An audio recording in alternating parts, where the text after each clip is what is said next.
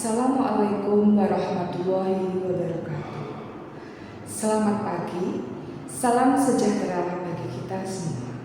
Salam, Om Swastiastu, Namo Buddhaya, salam kebajikan. Perkenalkan, nama saya Ratna Dwi Rahayu. Saya adalah salah satu staf pengajar jurusan Teknik Mesin di Sekolah Tinggi Teknologi Ronggolawe, Cepu. Di sini, saya akan menyatakan pernyataan diri dosen untuk unjuk kerja Tridharma Perguruan Tinggi. Salah satu mata kuliah yang saya ampu di semester ini adalah Fisika 1 yang diperuntukkan untuk prodi Teknik Mesin khususnya semester 1 dengan bobot 2 SKS. Mata kuliah Fisika 1 adalah salah satu mata kuliah wajib untuk mahasiswa tingkat 1 semester 1. Adapun deskripsi singkat mata kuliah ini adalah sebagai berikut.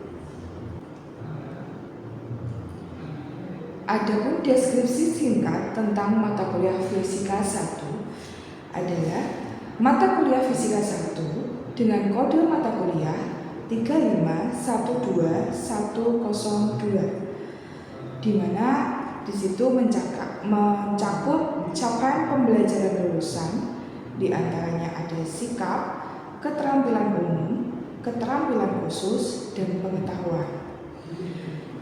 Di situ juga ada capaian pembelajaran mata kuliah atau CPMK. Di mata kuliah Fisika 1, deskripsi mata kuliah adalah mata kuliah ini memperkenalkan konsep dasar fisika teknik, terutama kinematika dan dinamika. Mahasiswa akan memahami vektor, hukum Newton, usaha, energi, dan momentum linier fundamental untuk studi mekanika di teknik mesin. Adapun CPL atau capaian pembelajaran lulusan, salah satunya adalah sikap. Diharapkan mahasiswa memiliki komitmen terhadap ketepatan waktu, integritas, akuntabilitas, tanggung jawab, profesi, perilaku profesional, proaktif dalam perencanaan dan pengembangan karir serta sadar sebagai bagian dari dunia engineer. Adapun keterampilan umum, salah satunya adalah mahasiswa mampu menerapkan pemikiran logis, kritis, sistematis, dan inovatif. Adapun keterampilan khusus, mahasiswa mampu menerapkan matematika, sains, dan prinsip rekayasa engineering principles untuk mengidentifikasi, merumuskan, dan menyelesaikan masalah. Adapun dalam pengetahuan, mahasiswa mampu menguasai konsep teoritis sains alam, aplikasi matematika rekayasa, dan prinsip-prinsip rekayasa. Adapun capaian pembelajaran mata kuliah atau CPMK, 1. Menjabarkan konsep besaran dan satuan dalam fisika teknik. 2. Menggunakan vektor dalam memecahkan masalah kinematika. 3. Menganalisis gerak benda berdasarkan hukum Newton. Dan 4. Mengaplikasikan prinsip usaha energi dalam momentum dalam berbagai situasi. Adapun materi yang akan dipelajari di dalam Fisika 1, salah satunya adalah besaran, dimensi, dan pengukuran. Di sini ada indikator untuk bisa menilai dalam pembelajaran Fisika 1. Salah satunya dapat menjelaskan pengertian besaran fisika, satuan, dan dimensi secara tepat dan konsep dasar pengukuran di dalam fisika.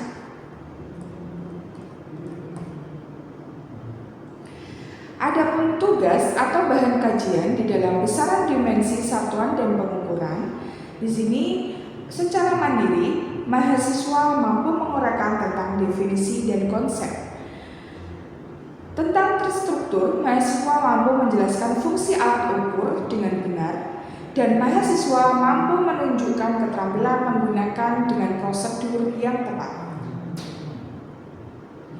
Adapun penilaian yang dilakukan di dalam pembelajaran perkuliahan mata kuliah Fisika 1 dengan nilai akhir 100% dibagi menjadi 4. Yang pertama, yaitu nilai kehadiran atau sikap sebesar 20%, bobot nilai tugas sebesar 30%, bobot nilai UTS sebesar 20%, dan bobot nilai UAS sebesar 30%. Berikut adalah video pembelajaran mata kuliah Fisika 1 Teknik Mesin.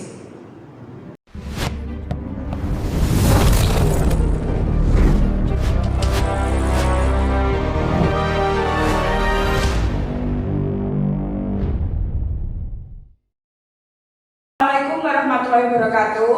Waalaikumsalam warahmatullahi wabarakatuh. Selamat pagi semuanya. Gimana kabarnya? Alhamdulillah. Sehat semua ya. Alhamdulillah. Dan ini juga kelihatannya hampir semua berangkat ya. Mungkin pertama sebelum kita mulai pembelajaran fisika, kita bisa mulai untuk berdoa dulu. Mungkin ketua kelasnya bisa memimpin doa. Silakan. Semuanya tempat duduk, siap. Berdoa mulai. Selesai. Ya, terima kasih. Sebelum perkuliahan ini dimulai, saya pengen absen dulu ya dari teman-teman semua. Ini siapa yang hadir dan yang nggak hadir. Mungkin yang pertama Aris, ada Aris? Oke, Alifna hadir. Terus Aulia hadir. Ridotu Hadir, Bu. Tulus Hadir. Khairul Anam Hadir. Brafonda Hadir. hadir. Oke, ini berarti hadir semua ya. Oke, melanjutkan perkuliahan yang kemarin, kita memulai hari ini dengan materi besaran, dimensi, dan satuan. Kira-kira teman-teman ada yang tahu nggak apa itu besaran, dimensi, atau satuan? Ya, oke. Di sini saya akan menjelaskan apa itu besaran. Ya, besaran fisika, ya diperhatikan ya. Ini saya slideshow dulu. Besaran fisika. Ya. Besaran fisika ya adalah sesuatu yang dapat diukur dan dinyatakan dengan angka. Bisa dipahami ya? Jadi sesuatu itu kalau bisa diukur, dinyatakan dengan angka, itu disebut dengan besaran. Gitu ya. Besaran itu ada banyak sekali, salah satunya menurut cara menentukannya. Besaran itu ada yang namanya besaran pokok dan besaran turunan. Apa perbedaan? Di sini ada dua besaran, yaitu besaran pokok dan turunnya. Apa sih perbedaannya? Perbedaannya adalah yang pertama, besaran pokok, namanya aja pokok ya. Jadi besaran yang satuannya itu telah ditentukan terlebih dahulu dan diturunkan dari besaran lain. Nah, dan ini sudah ditetapkan oleh para fisikawan, gitu ya. Jadi yang namanya besaran pokok itu di sini ada 7. Apa saja itu besaran pokok? Yang pertama ada panjang, ada massa, ada waktu, ada kuat arus, ada suhu, ada intensitas cahaya, dan ada jumlah zat. Ya, masing-masing ini memiliki satuan. Ini panjang, ini adalah satuannya adalah meter, ya. Massa satuannya kilogram, waktu satuannya sekon, watt arus satuannya ampere, suhu satuannya Kelvin, intensitas cahaya kandela, dan jumlah zat adalah mol. Itu adalah 7 besaran pokok. Terus selanjutnya apa tadi perbedaannya dengan besaran turunan? Kalau besaran turunan itu adalah besaran yang diturunkan dari besaran-besaran pokok. Nah, tadi kan besaran pokok ada 7 ya. Namanya diturunkan. Nah, contohnya ini ada banyak sekali nih. Salah satunya ada yang namanya luas. Luas. Kenapa meter persegi? Tahu nggak? Mencari luas itu seperti apa? Panjang kali lebar ya. Berarti kita tahu ya. Mencari luas itu adalah panjang dikali dengan lebar, kan gitu ya. Di situ tadi besaran pokok sudah dituliskan bahwa panjang itu satuannya apa? Meter ya. Berarti di sini ada meter dikali dengan lebar. Lebar itu kan juga termasuk dalam panjang kan ya. Berarti di sini juga meter. Jadinya adalah meter persegi. Bisa dipahami ya? Jadi yang namanya besaran turunan itu adalah besaran yang diturunkan dari besaran pokok. Begitu juga selanjutnya ada yang namanya volume. Satuannya adalah meter kubik. Untuk mencari volume seperti apa? Panjang kali lebar kali tinggi. Otomatis satuannya adalah meter kali meter kali meter. Jadinya meter kubik. Bisa dipahami ya teman-teman ya? Jadi di sini besaran turunan itu adalah besaran yang diturunkan dari besaran pokok. Dan selanjutnya contoh lain ada kecepatan, gaya, massa jenis, dan masih banyak lagi. Terus yang kedua, ada besaran yang berdasarkan besar dan arah. Di sini juga ada dua, ya. Ada besaran skalar, ya. Di sini ada besaran skalar, yaitu besaran yang mempunyai nilai tetapi tidak mempunyai arah. Tahu maksudnya kayak ini? Jadi pahami ya. Jadi besaran dia punya nilai tapi tidak punya arah. Apa sih contohnya? Ya, contohnya di sini ada yang namanya massa, gitu ya. Massa itu apa? Berat gitu ya. Kalau si A itu beratnya 50 kg, itu kan dia memiliki apa? Nilai kan ya. Tetapi dia tidak memiliki arah. Namanya juga berat. Waktu itu juga tidak punya arah. Suhu dan jarak. Terus yang kedua apa? Yang kedua adalah besaran vektor. Besaran yang mempunyai nilai juga mempunyai arah. Contohnya apa?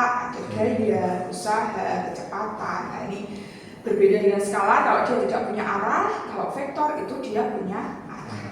Misalnya kecepatan gitu kan ya. Kalian naik motor dari kampus ke rumah itu kan pasti ada kecepatannya ya kan? Kecepatan itu juga ada nilainya. Berapa nilainya? Mungkin naik motor dengan 30 atau 40 km per jam gitu kan.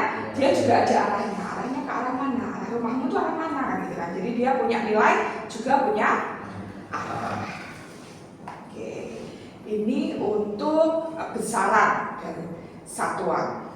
Selanjutnya ada yang namanya alat ukur atau pengukuran.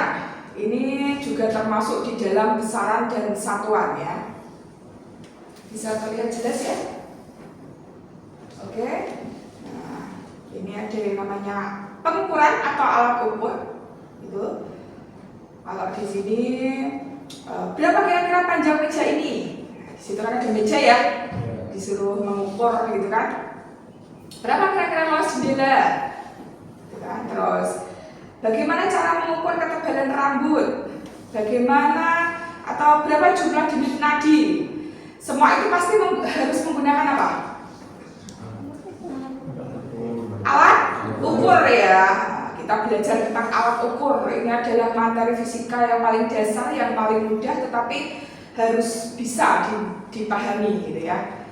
Oke, dari permasalahan di atas yang saya tuliskan tadi, di situ ada bagaimana mengukur meja, mengukur jendela, mengukur lain-lain gitu ya. Dari permasalahan itu kita memerlukan yang namanya alat ukur ya, karena perasaan manusia itu bersifat relatif, jadi nggak bisa ya disuruh misalnya kita mau mengukur meja terus kira-kira mejanya ini ukurannya segini, itu kan nggak bisa pakai perasaan ya. Harus menggunakan yang namanya alat ukur. Alat ukur itu banyak sekali ya. Pengukuran dan alat ukur itu sangat penting, berhubungan erat dengan besaran dan satuan, ya. Nah, salah satunya ada yang namanya alat ukur panjang. Ini udah ada yang pernah mencoba menggunakan alat ukur ini? Pernah ya pastinya ya. Nah, ini nanti kita coba lihat bisa nggak menghitung atau mengukur dengan menggunakan alat ukur ini. Nah, yang pertama ada penggaris. Nah, kalau ini nggak asing ya teman-teman ya. Ini dari SD kita sudah pernah mencoba ya. Terus jangka sorong, alat ukur panjang, termasuk dalam alat ukur panjang ada mikrometer skrup, gitu ya. Kita pelajari satu-satu. Ada yang namanya mistar atau penggaris. Ini alat ukur yang paling sederhana ya. memiliki skala garis skala pengukuran terkecilnya adalah 1 mm. Ya, 1 mm. Dia memiliki tingkat ketelitian atau ketidakpastian hasil pengukuran yaitu 0,5 mm atau 0,05 cm. Terus ini paling mudah. Ada yang kedua, ini juga termasuk dalam pengukuran panjang. Ini disebut dengan jangka sorong. Ada yang belum pernah mencoba? Ya, nanti kita coba ya. Oke, jangka sorong adalah alat ukur yang memiliki tingkat ketelitian sampai dengan 0,1 mm atau 0,01 cm. Jangka sorong digunakan untuk mengukur ya. Jadi jangka sorong ini bisa digunakan untuk mengukur mengukur tiga, salah satunya adalah ketebalan garis tengah atau kedalaman suatu lubang. Kita bisa klik bagian-bagiannya di sini. Di sini ada yang namanya skala utama. Nah, klik skala utama itu yang mana? Skala utama itu yang ini ya. Yang ada garis-garisnya seperti penggaris gitu ya. Ini skala utama. Terus ada rahang tengah. Nah, di sini ada rahang tengah. Ada nonius. Nonius itu juga skala, namanya skala nonius. Jadi di sini dia namanya jangka sorong. Itu di sini ada skala utama yang besar dan ada skala nonius itu yang kecil. Gitu kan? Terus ada yang namanya rahang sorong. Nah, jadi ini rahangnya ini bisa digeser ya. Yang ini kan tidak bisa ya, ini bisa digeser. Terus ada untuk mengukur ketebalan. Jadi kalau untuk mengukur ketebalan itu yang digunakan yang paling bawah. Kalau untuk mengukur diameter itu kita menggunakan yang paling atas, dan untuk mengukur kedalaman kita menggunakan yang ke belakang. Yang paling belakang ya, kalau digeser itu kan bisa memanjang gitu ya. Oke. Cara membacanya gimana? Nah, ini caranya. Kita buka rahangnya. Kita masukkan benda apapun yang mau kita ukur ya. Kalau ini bentuknya seperti ini, mungkin kita mau mengukur ketebalannya. Terus kita masukkan ke dalam, kita tutup, hasilnya nanti akan keluar. Ini hasilnya. Ini hasil dari pengukuran sebelumnya tadi. Jadi ketemulah di sini ada skala utamanya 1,8. Kenapa seperti itu? Karena kita melihat hasilnya ini ya. Jadi ini hasilnya ada di 1,8 1, 2, 3, 4, 5, 6, 7, 8. Jadi kita tuliskan di sini. Skala noniusnya kita melihat dari yang garisnya lurus ya. Di sini ada 0,01. Jadi kita jumlahkan. Jadi hasil pengukuran jangka sorong tersebut adalah 1,81 cm. Sepintas ini bisa dipahami ya? Oke, karena ini nanti saya bawa alat jangka sorong, jadi kita nanti bisa mencobanya. Terus yang kedua ada mikrometer skrup. Ini mikrometer skrup. Ini cara penggunaannya. Ini diputar yang belakang, diputar, nanti ini akan keluar. Ini dibuka, sebentar, ini belum sampai preview. Ini dimasukkan bendanya, kita tutup kembali, akan ketemu hasilnya seperti ini. Ini hasil dari benda yang kita ukur menggunakan mikrometer skrup. Cara membacanya gimana? Ini juga sama, ada skala utama. Skala utama itu adalah skala yang di depan sini ya. Ini karena terlihat 4,5, kita tulis 4,5 mm. Terus selanjutnya ada yang namanya skala putar. Skala putar itu karena ini alatnya bisa diputar ya, otomatis skala ini disebut dengan skala putar. Setelah kita lihat hasilnya adalah 0,275. Terus setelah kita jumlahkan dari skala putar dengan skala utama, ketemulah hasil bahwa benda yang kita uji ini atau benda yang kita ukur ini hasilnya adalah 4,775 mili.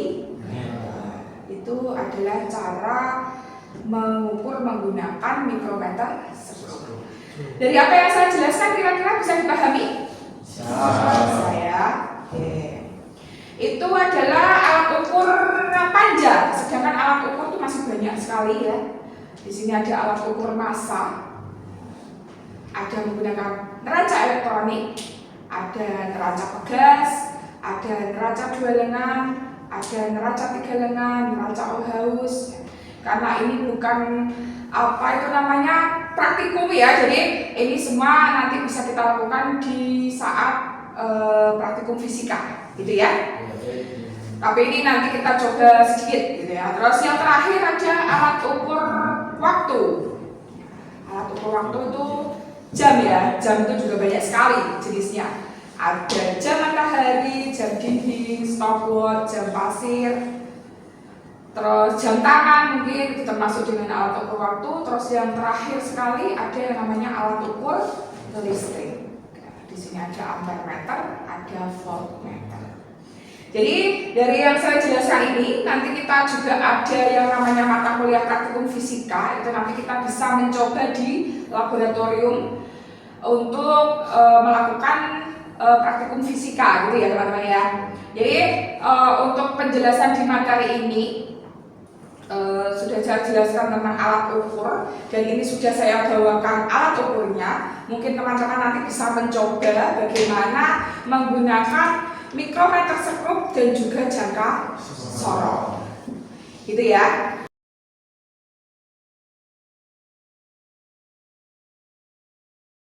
Oke, teman-teman kita bisa mencoba karena saya hanya membawa satu mikrometer sekrup dan satu jangka sorot. Jadi nanti bisa dicoba untuk diukur berapa nilainya. Mungkin yang di sini menggunakan mikrometer. Coba, Mas, diaplikasikan ini apa yang namanya? Ini bisa dicoba ya. Oke. Yang sini menggunakan mikrometer sekrup. Bisa bergabung ke sini dulu, Mas? Boleh. Nah. Oke ya. Seperti yang saya instruksikan tadi, ya bisa bergabung lah. Mana yang apa itu namanya disebut dengan skala utama, skala manius gitu kan ya, seperti yang tadi saya jelaskan.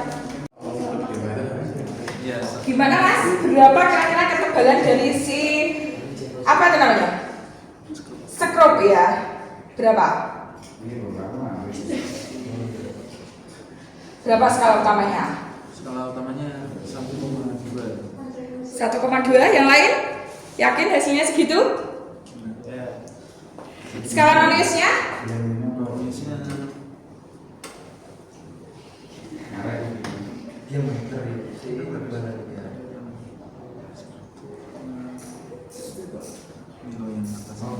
Ya, manius ya.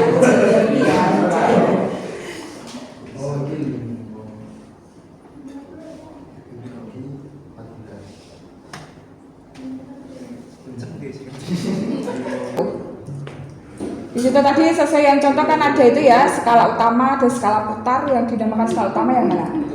Berapa nilainya? 5 pas? Lebih dikit. Lebih berapa? 5,1 ya. Terus skala maniusnya? Iya, dijumlahkan jadi berapa ketebalannya?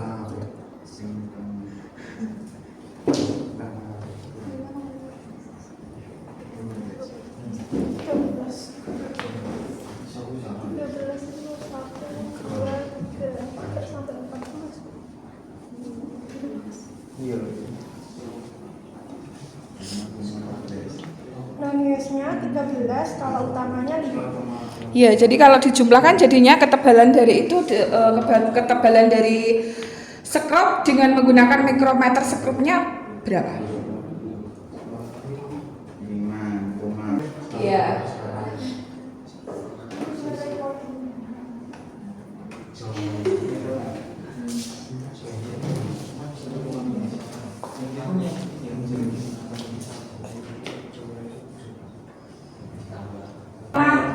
Oke.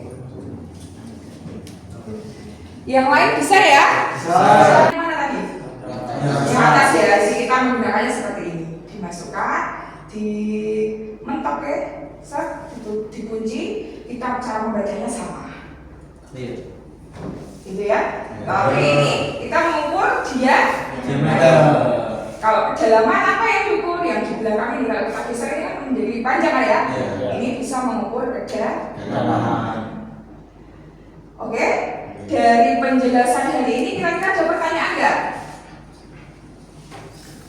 Bisa dipahami ya? Mungkin dirasa cukup dan tidak ada pertanyaan lagi dan sudah jelas dari apa yang sudah saya jelaskan. Mungkin bisa saya tutup dulu ya. Kita lanjutkan pertemuan berikutnya tentang kinematika. Terima kasih atas waktunya. Wassalamualaikum warahmatullahi wabarakatuh. Waalaikumsalam warahmatullahi wabarakatuh.